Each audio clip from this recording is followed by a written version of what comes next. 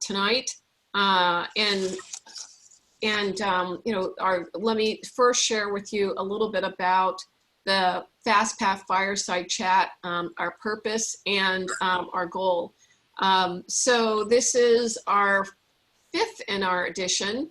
And I first would like to start by thanking our program sponsors. So Chris, if you could advance the slide. Our host partners, National University System, as well as our program partners are the Small Business Development Center, as well as Founders First Capital Partners. And then our supporting bank partners are U.S. Bank, Pacific Western Bank, Union Bank, as well as Wells Fargo. Can advance to the next slide. So tonight I am so delighted because we have a powerhouse with us who's going to share her entrepreneurial journey. We've got Sheila, Talton, who is the President and CEO of Gray Matter Analytics.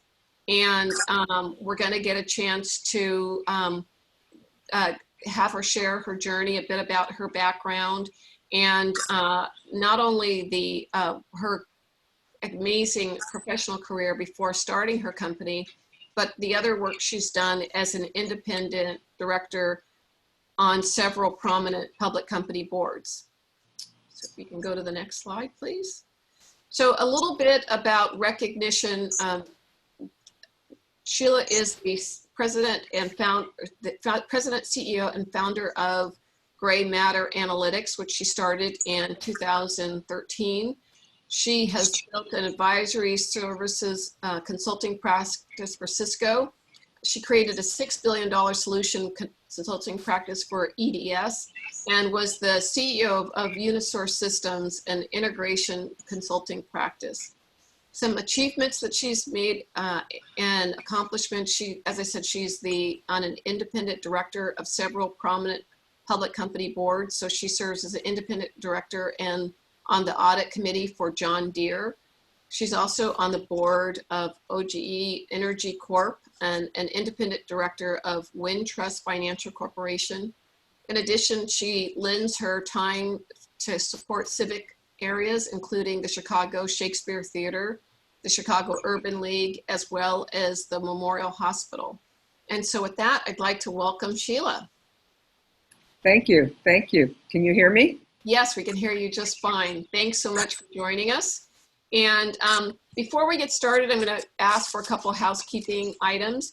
If you have any questions, please feel welcome to either include them in the chat section. Additionally, at the end of the section, we're going to go through and offer a survey for you to take at the conclusion of the session. So let's jump into this. Sheila, you've made such a significant impact in so many areas, but we'd like to specifically organize this section around 3 areas. First, your entrepreneurial journey, understanding a bit more about the Gray Matter Analytics brand and your solution to the market. Third, to talk about your inspiration and role model as an independent public corporate board director on several prominent public boards. So to start out, let's talk about your significant role in Gray Matter Analytics. Can you share with the audience about the specific problem that Gray Matter Analytics solves, and describe an example of a few typical customers? Okay, great. Yes.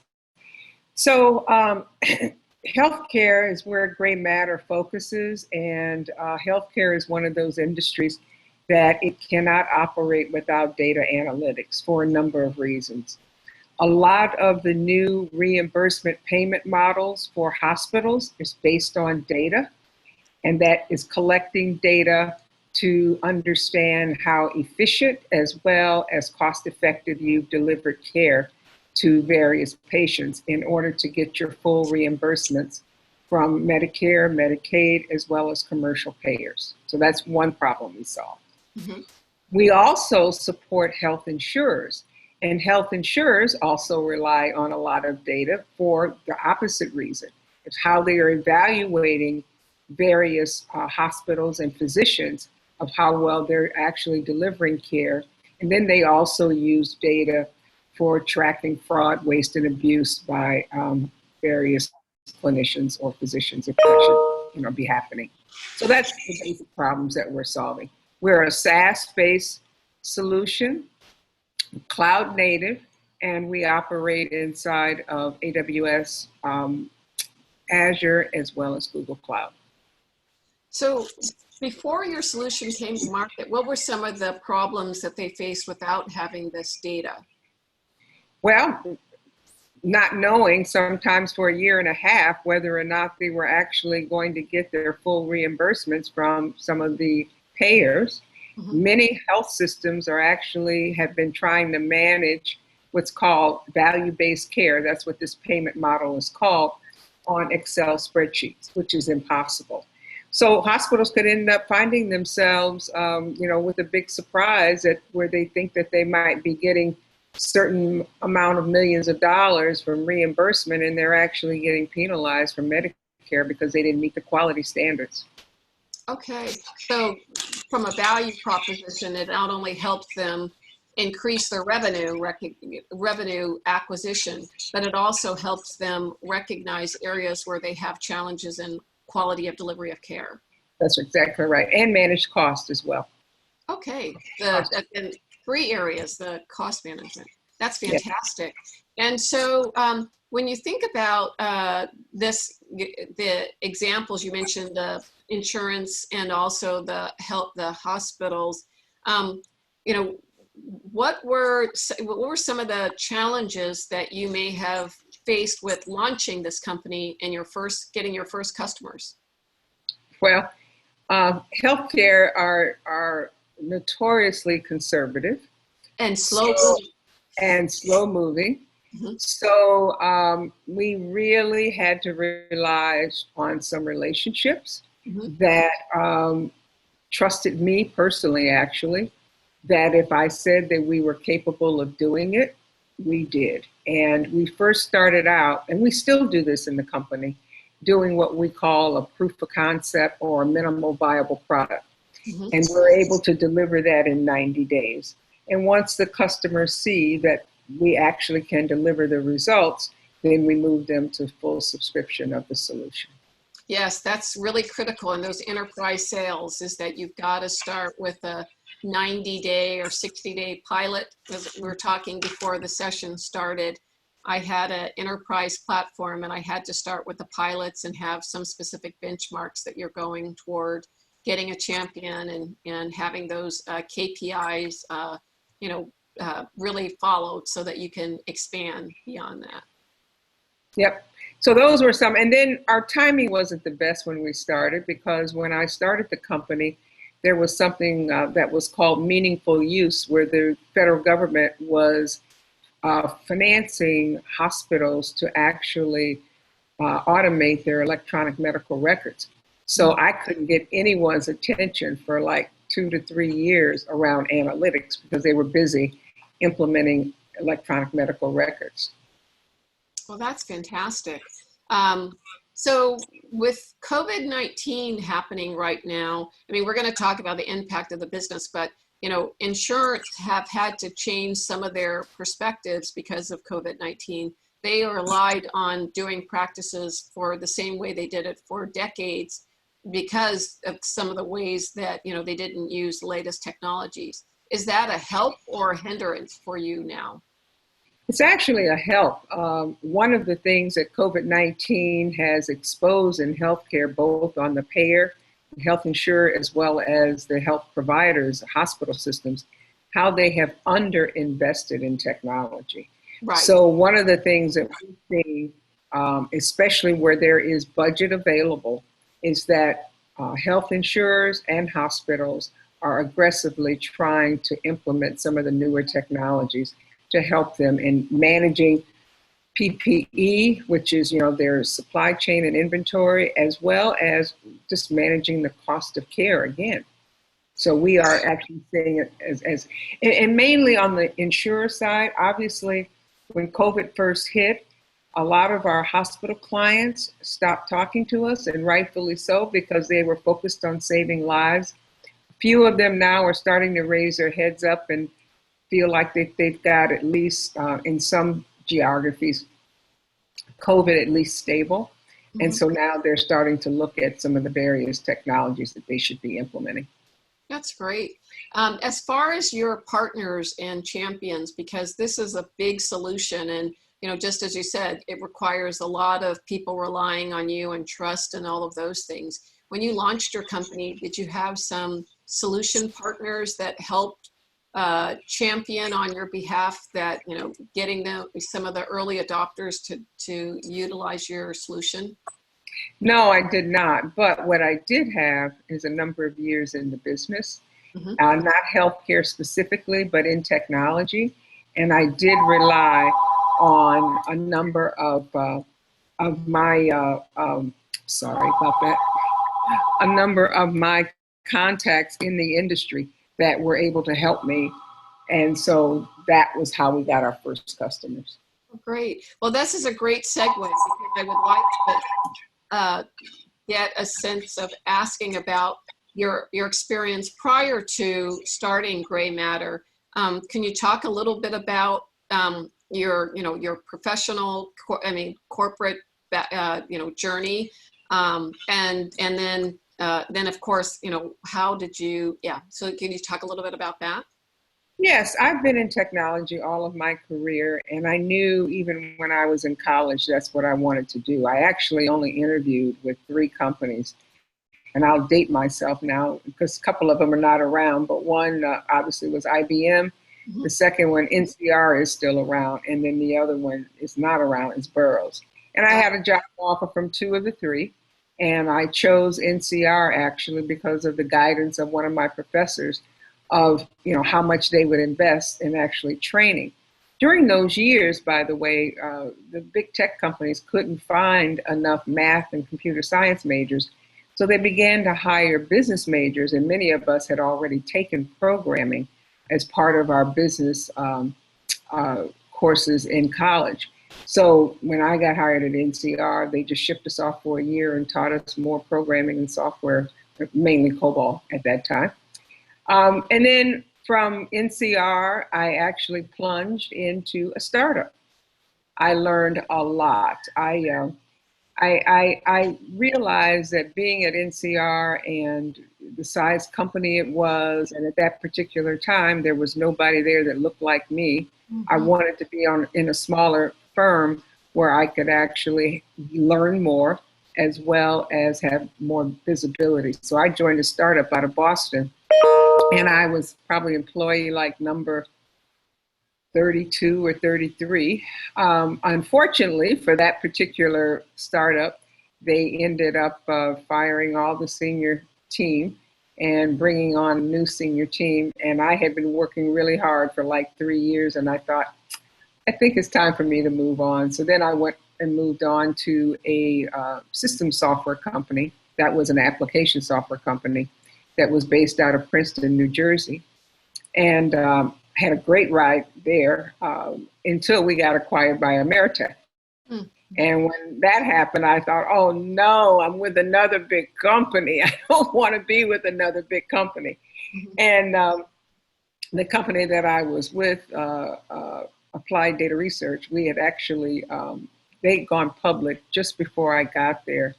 And so after we got acquired by Ameritech, I actually raised $1 million and did my first startup, and that was Unisource Systems.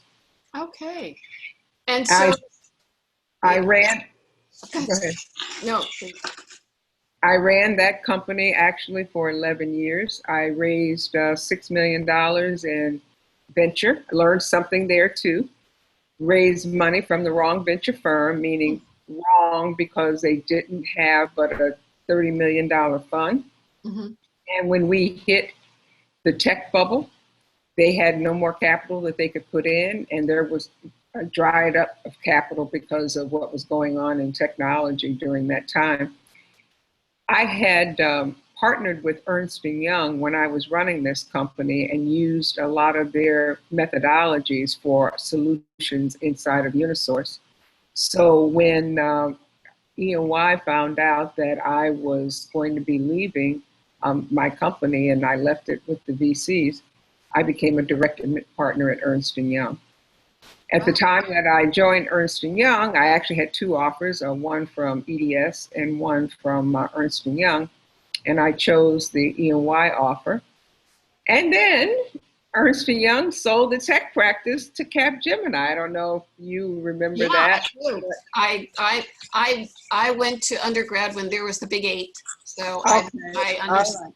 Yeah. Okay. In fact, my old boss was here Saturday night having dinner with me from E&Y, but that acquisition was a disaster. And my last year there, I probably, I don't know, laid off a third of the partnership in the Midwest because I was responsible for the Midwest. And then one day I was sitting in my office in Sears Tower at E&Y and my phone rang and it was Dick Brown, who was the CEO of EDS, and then Doug Frederick, who ran a large part of their business, called me up and said, "How's it going for you over there at E&Y?" Which they knew because they had read how many people we were letting go. And long story short, they offered me the opportunity to come there and build this consulting practice because IBM had acquired PwC at the time. And we were not competing very well against IBM in a lot of the outsourcing deals because they had a front-end consulting at IBM that we didn't have at EDS. Had a great ride there, but I ended up going to the Harvard Business School executive program. And while I was there, I met a couple of people from Cisco Systems. And after I left the Harvard program, shortly thereafter, I went to China on another business trip for EDS besides the work that I did in China at Cisco. And phone rang and it was Cisco. Says, "Why don't you come out to California? We'd like to talk to you." So I did. I really liked what I saw. I liked the agility of the company. And I moved to and went to Cisco. I will mention this, although that I've been with some very large companies, and I think, as I just described with EDS, and I didn't mention it at Ernst & Young, but most of the things that I was doing inside of those companies were really entrepreneurial. I mean, pulling together the pieces at EDS to create the consulting company. At Ernst & Young, I created a number of new practices in technology for us to go and sell new solutions to the CIO. And at Cisco, my last, well, first of all, when I went there, I remade the whole services organization, redesigned it. And then my last 3 years, I got the opportunity to volunteer to go to China to work with the Chinese government as well as down in South America for us to build and invest $1 billion in both of those different geographies. So I've always had, as part of my core entrepreneurism, I'm not the person that you would hire to just oversee a large business unit and just let it run. I like things that are broken. Yes, you're a problem solver. Yes. So when with your company Unisource, what was your specific problem you were solving with regards to that? So at that time, that was shortly after the breakup of AT&T, and we were building local area networks, wide area networks, and metropolitan area networks, communication networks. So we did actually the channel in France. We did all the communications in that new construction of that channel system between France and England and the UK. That's great. Yeah. Fantastic. And I just wanted to throw in there. So my first job out of undergrad was working for NCR Corporations, the ATM officer. So believe me, I understand. I was in San Diego, and then they would have the, can't think of it, is it Sugar Camp or something that you would go to in Dayton, Ohio. Dayton, Ohio. That's because I was a CS undergrad and then changed to information systems, but that's where they sent everybody to learn their systems. Right. So, That's right. That's right. Yeah. And it was called Sugar Camp. Yes. Small world.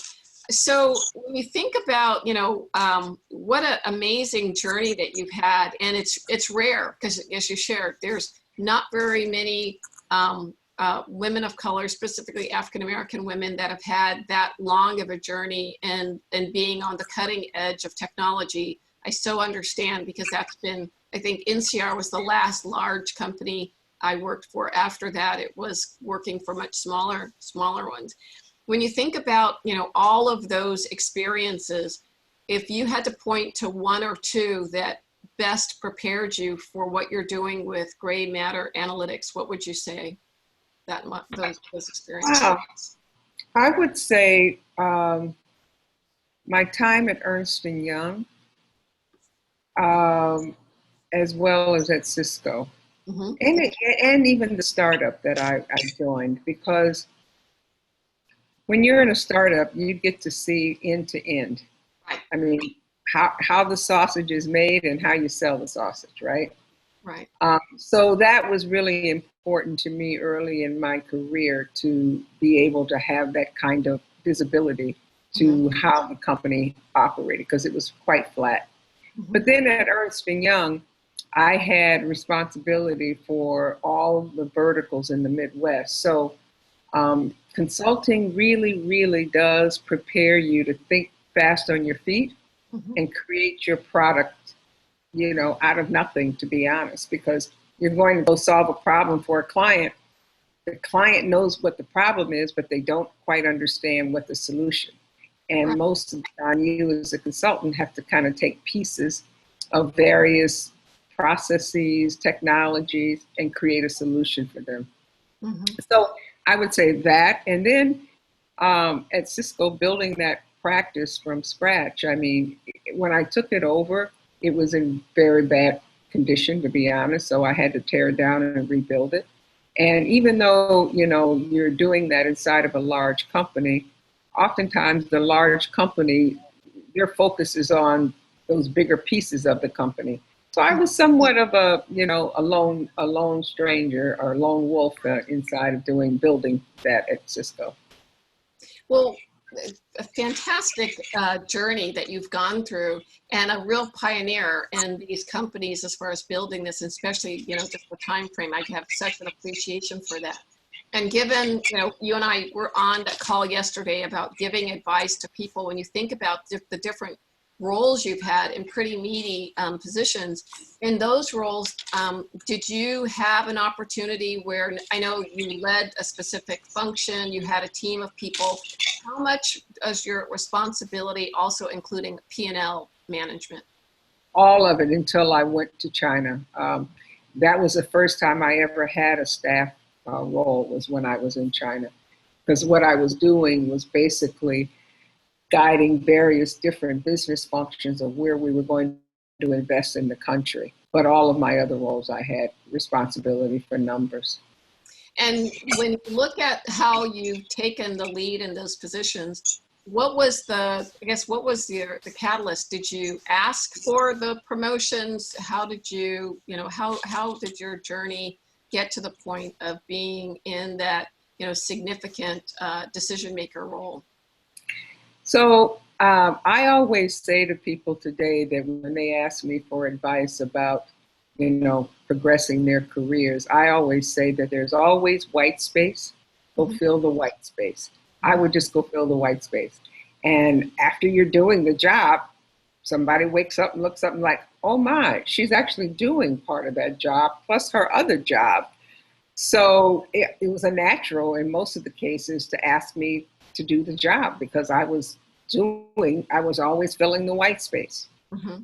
Wow, that's fantastic.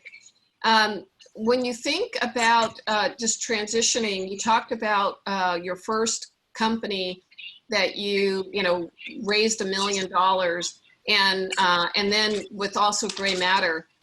What was the strategy you used to finance the launch of your business, both Unisource as well as Gray Matter?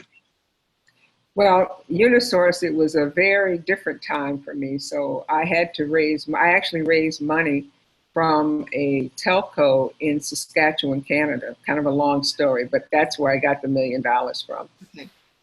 With Gray Matter, it was a little different. I started with $3 million of my own money, and then I recruited and raised money from other angels. Okay. And so if you have a magic wand and you look at this opportunity with regards to using analytics to help hospitals and insurers, generate more revenue, improve the quality of services and reduce costs. I mean, there's so many, who doesn't want that, So this is a really big opportunity. So in your view, what are some of the things that you're going to have to, some of the immediate hurdles that you're going to have to overcome to help you take advantage of that big opportunity? So one of them is we do need to find a partner, a services solutions partner. We've been talking to a few of them, including my old alma mater, E&Y, and a couple of others. And the reason is that the good news is that when a client implements our software, they can immediately see the benefit. But once they understand what the data is telling them, they have to change their workflow in order to use the data and be able to implement that inside of what they do every day. Mm-hmm. That service is part of the work I don't want to do. Mm-hmm. And so in finding a partner that can help accelerate that will be really good for us and for them, because it will generate a lot of services work. Right. So that's the one hurdle. I mean, the client can always go out and hire, their own advisory services, but we would like to work with someone that understands our solution and enough that we don't have to train them. And then the other part, an opportunity with that, if you look at organizations like E&Y and PwC and others, most of our clients are very tired of having them drive up with the yellow school bus and the kids right out of college and sending them a bill every month for $10 million a month. So I really think that there's an opportunity for those organizations to actually white label and resell our solution, because I think that they need themselves to transform to another level where they come with a solution toolkit versus just the consulting services. Right. Wow. Sounds so exciting. So looking at as a diverse founder, how have you navigated some of the markets to help you grow your business? I mean, you've achieved quite a bit. You've got such a powerful solution. How has being a diverse, CEO impacted your strategy for growth and customer relationships, partner relationships? That's very interesting. So I think in a positive and in a negative. Okay, so I'll talk about the negative first.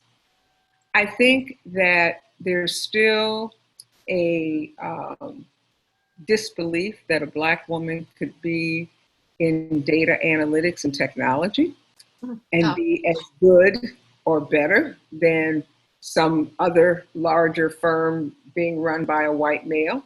Mm-hmm. But then I will quote one of my very first customers who was a Black woman.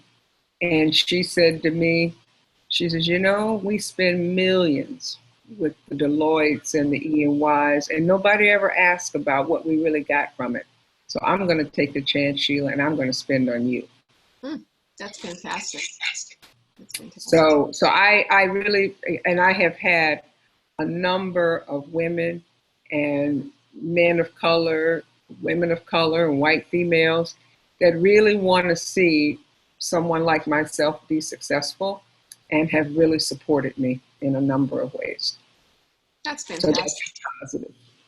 And when you think about, your transition from your first company to Gray Matter, how have you, I guess if you think about some lessons learned with the first company to this one, what are a few kind of best practices that you've implemented with this new entrepreneurial company that you learned from the other one? Well, when we do take institutional money, first of all, it will certainly be from a fund that's much larger than a $30 million fund. Right. Also, we will be taking money at a later stage. I mean, I refer to us as a startup, but we have been around for 7 years. And we do have a reputation, a good reputation. So because we're taking money at a later stage, I also won't have an institutional investor that will be majority owner. Right. And then the other thing, when I raised capital in the first company, I didn't think about the investor having knowledge, whether that would be technology knowledge or some specific industry. Now, when I think about the investor that we'd like to have, besides capital, we would like them to have healthcare in their portfolio. Right. You want somebody who's going to be smart money and that they can do more than just provide a check. Yes. And I'll tell you, the model that you've used to build your business, you've got the traction. You guys are, at a run rate of, 8 figures. Being able to have that level of guidance and influence, it positions them of being more of a partner. Yes. And then they're basically owning things, and you're having to, that's not the tail wagging the dog, if you will. Yes. Yes.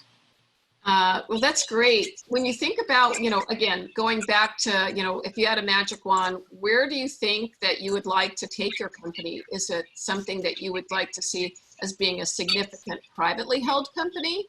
Or do you envision taking a company public? No, I envision us being a very successful privately held company north of 50 million or higher. This market is a $31 billion market, but I actually believe it's bigger than that, because a lot of the data, when the researchers talk about, or the analysts talk about it being a $31 billion market, they, I believe, fail to think about all the data that's being collected from different medical devices that's not even being used yet by health systems at all. So there's a lot of runway for me and some other competitors to go in this market. So beyond what you're doing for the health systems and the insurers, do you see from an expansion standpoint being the devices, or what do you see some of the expanding segments beyond where those two that you focus on today?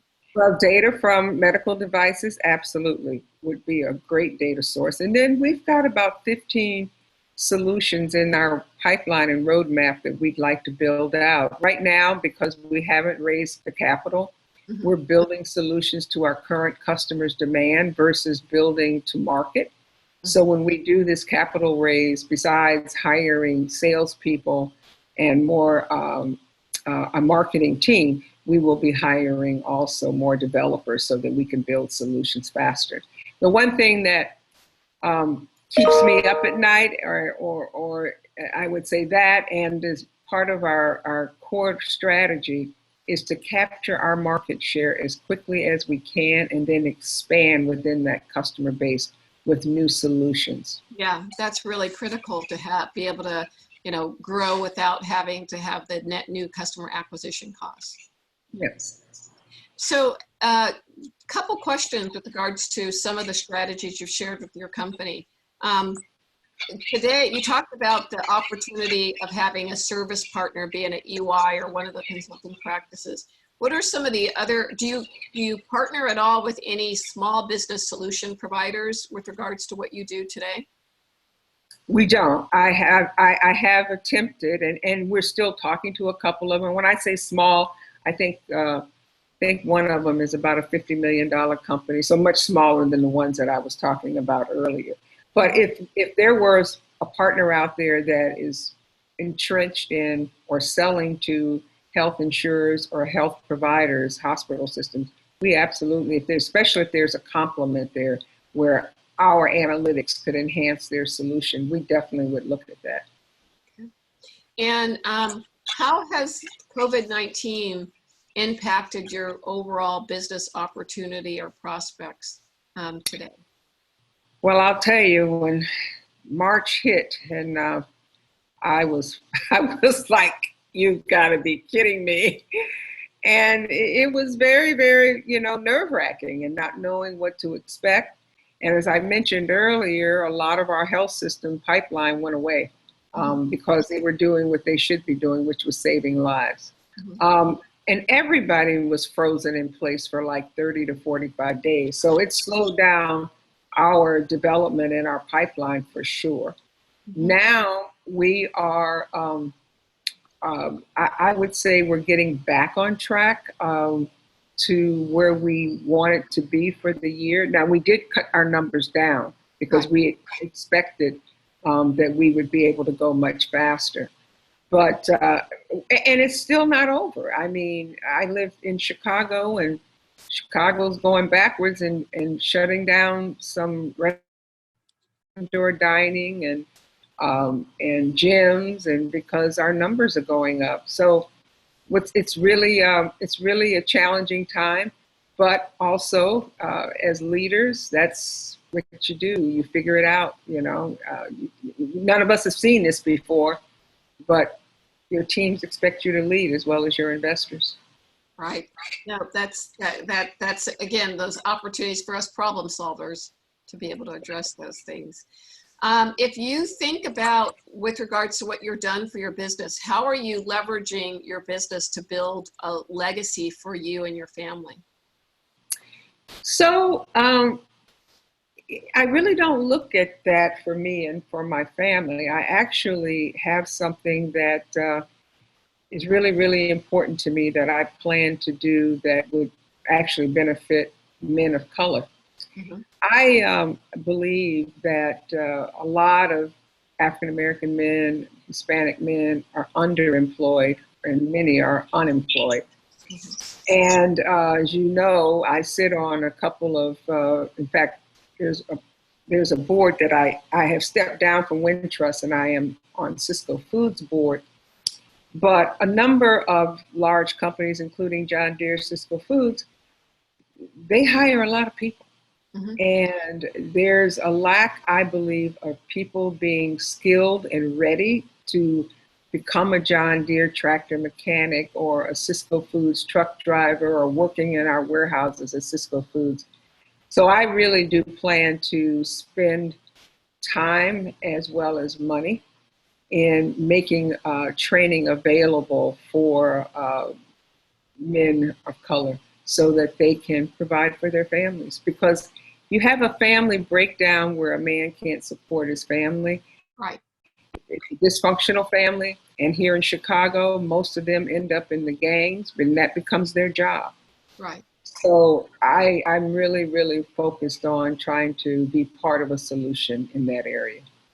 That's great. And, in the current climate, a lot of corporations have made pledges to increase their diverse workforce, but Yes, we have to have those systematic pipeline and not only hiring, but development and retention.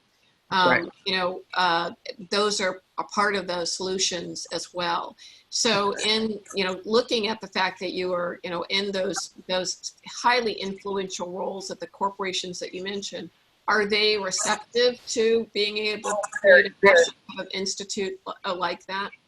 very much so. And it's not me as a board member, as far as actually doing it, it's providing the ideas and letting management in those companies decide which of those ideas make sense. But right now, to your point, all of on my boards, especially Deere and Cisco and OGE both, all three rather, are looking at what can we do differently. And in many cases, and it's just not them, because I've also been involved on panels with Korn Ferry and Goldman Sachs. Many CEOs now are saying, we've got to make some bold moves. And so I think the timing is right for us to support some of the bold moves with ideas and thoughts around how they can do that. Yeah, that's fantastic. So going a different way, instead of talking about your legacy, now let's go to the 21-year-old Sheila. And if you look at where you have gone through today, what advice might you have given her about her future? Lifelong learner. Mhm. Um, in technology, I mean, I've been in technology for over 30 years, and as a result of that, I've known a lot of people along the way that were not lifelong learners. And as we know, as I talked about learning to program in COBOL, technology has changed and will continue to change, and businesses change and Right. will continue to change. And I tell people all the time, if you can become a lifelong learner, you will be able to realize most of your professional aspirations. Mhm. Yeah, that's so important. And in the tech field, because innovation is moving so fast with the adoption of the different, technology generation, be it 3G, 4G, 5G. I mean, it's just going to be just a tremendous impact. Yeah. That's great. So let's switch gears and talk about one more related to your business. When you think about mentors and advisors, how have you used those in helping you with along your business journey? Oh gosh, all the time. I mean, as I told you, when I first started the company, because we had no reputation, I had to rely on advisors and mentors. And one of the first people, he was the chief information officer at Medtronics. He said, Sheila, I understand you've left Cisco. I said, I have. I need your help here at Medtronics. I said, well, what kind of help? I'm not coming there to work, but I sure could use a contract. I'm trying to build a company. And he hired us. And we did great work for him and looking at how they could be utilizing data that they were collecting from a lot of the medical devices to create new products. So I've relied on my advisors and mentors a lot, from raising money to product ideas at Gray Matter to business, as far as providing business In for your us. business, do you have a formal advisory board that you tap into on a regular basis? I actually have a board of directors. In fact, we have a board meeting this Friday. Mhm. And on my board, I have a partner from a private equity firm. I have a former CEO of a hospital system.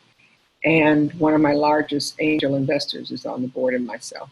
That's great. I mean, my board has just been so invaluable. Yeah. It's so critical, and making certain, just like you talk about smart money, having a smart active board is invaluable. Yeah. So next, we're going to talk about transition from what you've done with Gray Matter to talk about what you do as an independent director on public boards. Can you share about your journey getting on your first board? Yes, yes, yes. Actually, I remember, in fact, I was talking to this partner today because she's now vice chair at Ernst & Young. But I was in China, and Kelly Greer is her name. She's vice chair at E&Y. Called me up and said, Sheila, where are you? I said, oh, I'm in Shanghai. And she said, how long are you going to be there for? And I don't remember the answer to that question. But she said, we have a client that is looking to add a board member, and they want someone that's got global experience, a technology background, and they'd like it to be a woman of color. And I thought of you. I go, oh, really? So, yeah. So anyway, I came back to Chicago, had lunch with the CEO. He and I hit it off, and that's how I got on my first board. And then after that, when I was living in Dallas, I had met a gentleman through YPO in Dallas, and then he had moved to Chicago, and he was sitting on the Wintrust board, and they kept saying that they needed a technologist on the board, and he kept telling the CEO, I know somebody, you should really meet her. And so that's how that one happened. So, and the rest has been history. Once your name gets out there, then you start getting the phone calls. And I will tell you, my phone has lately been ringing off the hooks. I'm not necessarily in the market, but I am very much taking these phone calls so that I can help other people. Well, that's fantastic. That is fantastic. I have had a similar experience with running my various tech companies. I've had a couple of public company board opportunities. And, it's amazing how some things happen. You know, even some of those things happening in a small, city, unlike Chicago, San Diego's a second tier city at best. So with regards to, you're going on your public boards, as far as the types of roles, be it, audit, governance, compensation, or special committees, is there specific committees that you have, joined when you initially went on these boards? How did you get engaged? Well, most of the time when they're appointing you to the board, they will know what committees that they would like you to join. And most corporate technology is managed through the audit committee. Mm-hmm. So at Deere, they immediately wanted me to be on the audit committee. And I have been on it since I joined the board. I was also on the finance committee at one time, and I just moved from finance to corporate governance, NomGov, I'm sorry. And so a quarter ago now, I'm on NomGov at Deere. I'll tell you one committee that I'm real excited about that I'm on at Cisco Systems, and that is ESG, Environmental Social Governance. That is the committee where many of the large shareholders, meaning the Fidelities, the Vanguards, the T. Rowe Price, have put specific recommendations as far as what they've wanted corporations to do around the environment, around women on boards. But now I'm seeing them start to have a focus on Blacks on boards. So that's the committee that, you look at, what are you doing in your communities? What are you doing around the environment, social aspects, and then obviously governance.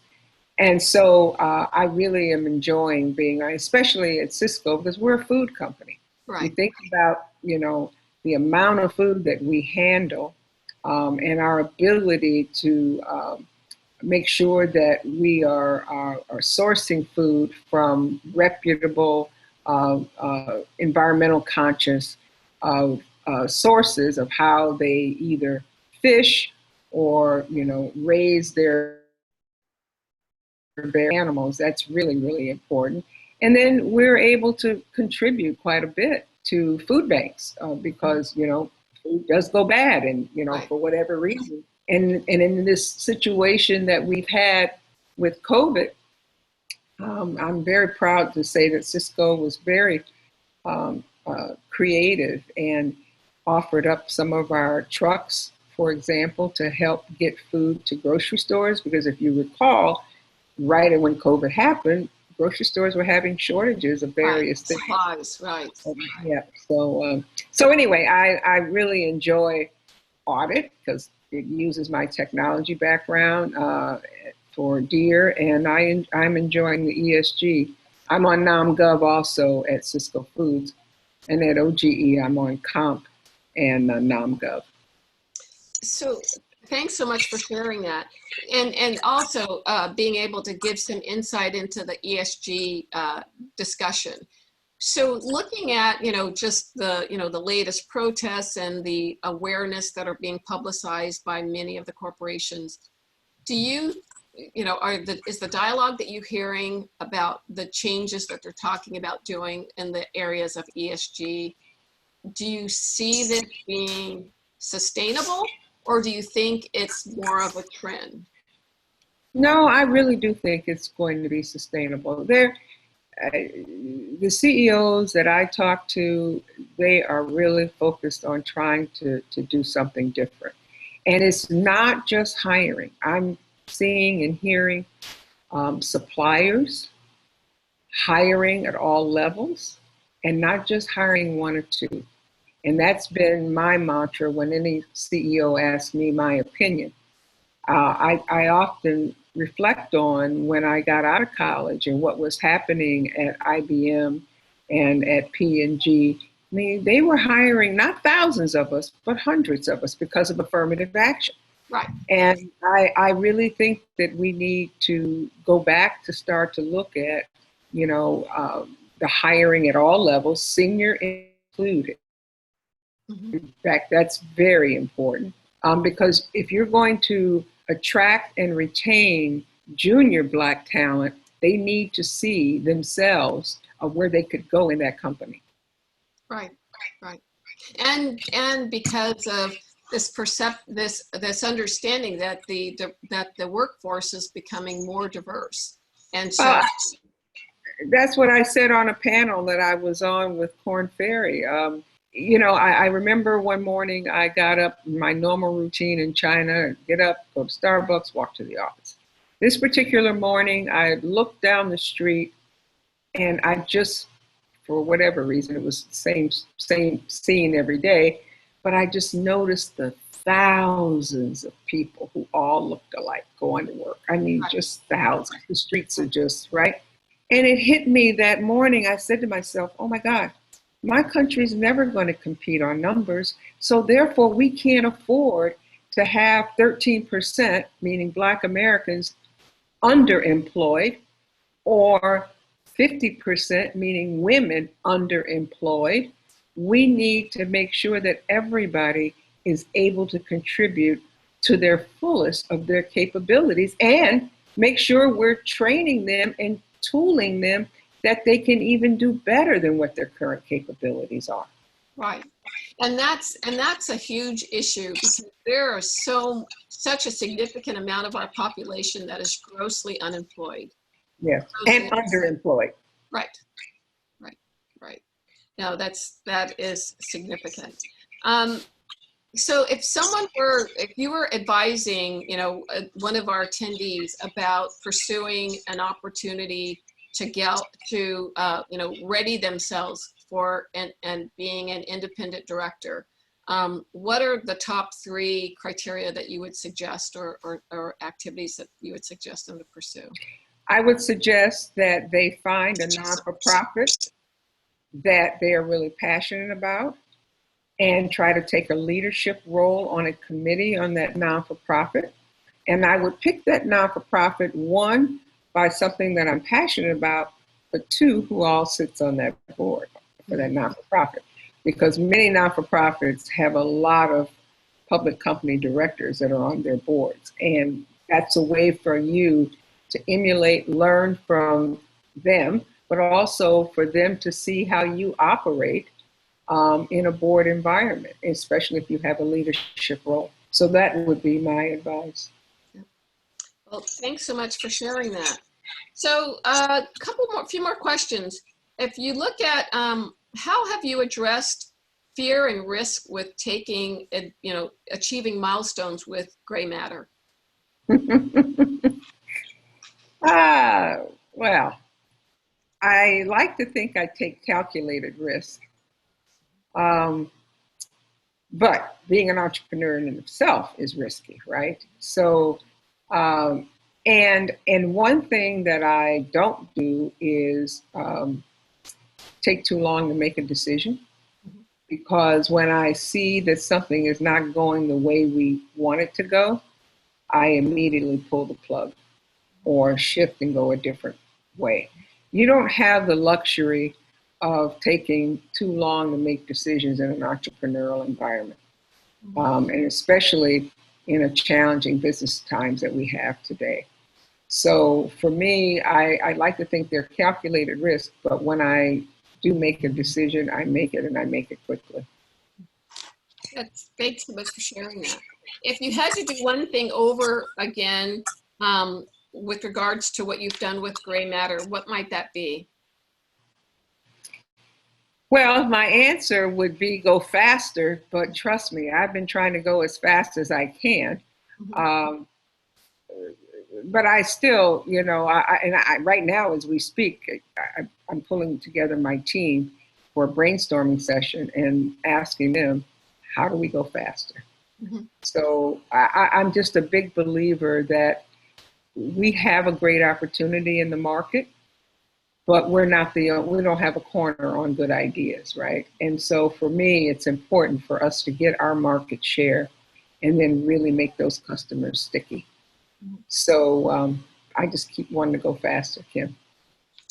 And how do you leverage your expertise to inspire others, especially like the next generation? Well, I've hired a lot of them.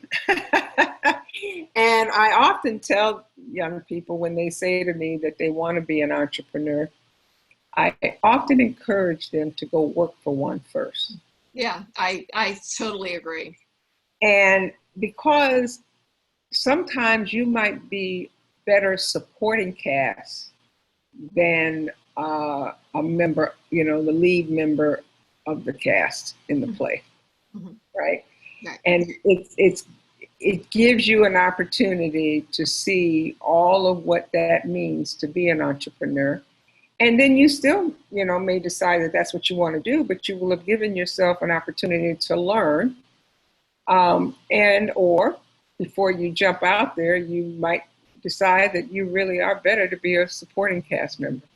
Yeah, I mean, it's interesting, my journey launching my own company. It took me 8 years to launch my first company, but working and supporting so many other people was such great experience that I brought to work when I pursued it on my own behalf. Yeah. So, what advice might you give to small business owners in the audience about getting involved in leadership roles to inspire unique communities? Well, I am a big believer of giving back. You can see I do nonprofit, and I'll use the Shakespeare Theater, which is an example, by the way, of a nonprofit board that has a lot of people on it that are involved in public companies. Mhm. But the main reason why I embrace Shakespeare Theater and the money that I give there, I make it very targeted, and that money is targeted towards Chicago Public Schools. Mhm. As we all know, many school systems have defunded a lot of the arts. Right. And at Shakespeare, we have a program that we do in partnership with Chicago Public Schools where we teach the teachers how to teach Shakespeare. And we Oh, actually let the kids come to the theater and put on their whole play, a condensed version of a Shakespeare play. And they do that 8 to 10 times during the year. So I just believe that we all should be focused on how do we make our community better. And the way we do that is by sharing our talents and our resources. And I just don't think we should live in this country and willing to do that. I mean, that's how I feel about it. It's not an option. It definitely should be something that. And by the way, most of the time, when you are interviewing, whether that's for public company board or even for a job, I can tell you, I look at that. I look at that as a way to tell me how well rounded you are and where you're spending your time. yeah. No, that's so true because that'll give you an insight as to other people's effort, you know. Right. So as you're such a phenomenal leader, thanks so much for sharing your time. But I have a couple last questions. So what do you do to practice self-care and create balance? I run, I bike. Mhm. Tomorrow I'm playing golf Oh, good in for the you. afternoon. I'm actually taking off in the afternoon and go play golf with, in fact, she's an old friend, but I ran my first marathon with her husband. He got me across the finish line. That's great. I used to drive around with my clubs in the car, and now they're just in this on the side of my garage. So one last question related to this, and then I think we've got one or two questions that have come through chat. What do you do for fun? Well, I have two grandsons that live a half a block down the street, and they are 4 and 5 years old and always will have you laughing.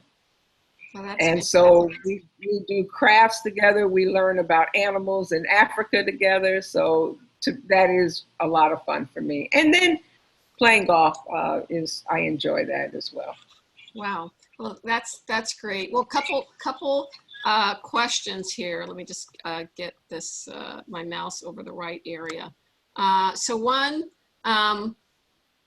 when you think about what you're doing with your business, how do you plan for the roadmap as far as intellectual property with your company? So one of the things we do, we have our attorneys come in. They have a patent specialist, and they come in once a year and look at what we have built, what they think is patentable or copyrightable. And so we kind of on a regular annual cadence with them on looking at what we've built and what we should be filing patents for. That's great. And so when you look at, just this whole, business and what you do in the health related field with COVID-19, do you see this as a, if you had to plan as for a period of time, how long do you think that this is going to have an impact with regards to the industry you serve? Probably 3 years. So out to 2022? Yeah, for sure.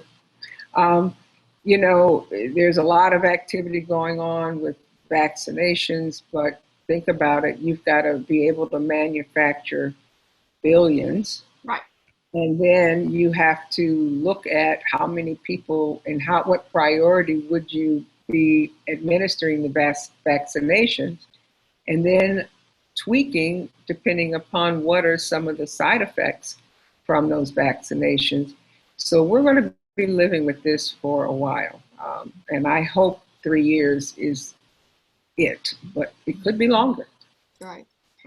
Nope, that's pretty. I think it's going to definitely be. I was planning at 24, but I think when you look at just what's happening, especially with the second wave and all of that, it always takes much longer than you think. That's right. And I will say that, as a CEO, person in business, agility is extremely important. One last question. How did you know when it was time to scale your business further than, at different points? Well, my whole vision for the business was always to be of size. So every time I went out and raised capital, I was hiring more people. Right. So I've always had the vision of being 50 million or higher from a revenue perspective. And now I'm actually starting to think about, what would take us to 100 million. Right. So. Well, that's fantastic. What question did you want to answer that I may not have asked, or anything that you'd like to share with our audience that I may not have touched on? Yes, you ask it around the fringes, but I would like to just be more direct. Whatever you're trying to do in business, and in particular being an entrepreneur, really look at all of your resources. And I don't mean your resources that are financial or, your business contacts. Look at their business contacts and don't be afraid to ask for help. Mm-hmm. No one builds a successful business all on their own. Everyone has help, everyone. And a lot of people look at asking for help as a sign of weakness, but it's really a sign of strength. And I would just encourage you to look at all the resources you have available to you and use them and ask for help. All right. That's a really, really important component, because it takes this whole energy to make something happen, I tell you. Well, thank you so much for your time and your expertise and wisdom. Your insights were just fantastic, and I wish you continued success. And I look forward to supporting you offline, as we've discussed in our prior conversations. Well, thank you for inviting me, and it's been a pleasure. Great. Well, I want to ask everyone a couple things. You're going to get a survey, so please take a moment to fill out the survey. And we ask you to come back and register for some of our upcoming webinars. We've got our next one, which is on July 30th, New Models for Attracting, Developing, and Retaining STEM Talent. And also visit our website at Founders First CDC for our upcoming events. And with that, thanks everyone, and good night. Good night.